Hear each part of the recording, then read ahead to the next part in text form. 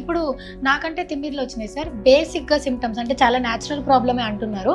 అంటే ఇది వస్తుంది అని మనం స్టార్టింగ్లోనే దీన్ని కనుక్కొనుడు ఎట్లా? అంటే మేజర్ ఇంపాక్ట్స్ ఏం చూపిస్తుంది బాడీ మీద?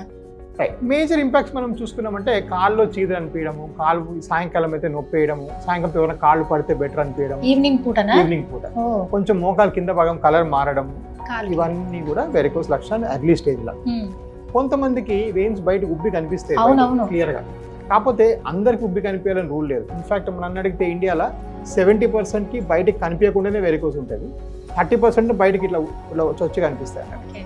ఇక అది ఎర్లీ స్టేజ్లో. కొంచెం దాన్ని విడిచిపెట్టి కొంచెం అడ్వాన్స్ స్టేజ్కి వచ్చామంటే కాళ్ళు నొప్పి రావడం, కాళ్ళు పీకటం, కాళ్ళు బాగా ఎస్పెషల్ లేడీస్లో తొడలు పిక్కలు కూర్చొని లేచిన గట్టిగా పట్టేసినట్టు గుంజినట్టు అనిపిస్తుంది. మగవాళ్ళలో విచిత్రంగా పెయిన్ రాదు, కాకుండానే మోకాలు కింద భాగం కలర్ మారిపోతుంది. మోకాలు కింద భాగం చర్మం కలర్ మారిపోవడం అనేది టిపికల్ వెరికోస్. అది చాలా మంది ఏంటంటే స్కిన్ సమస్య అనుకుని స్కిన్ టార్క్ దాకా పోతుంటారు. ఆ స్కిన్ సమస్య కాదు, స్కిన్ రియాక్షన్ ఇస్తుంది మన బ్లడ్ ఫ్లో సరిగా లేకుండా.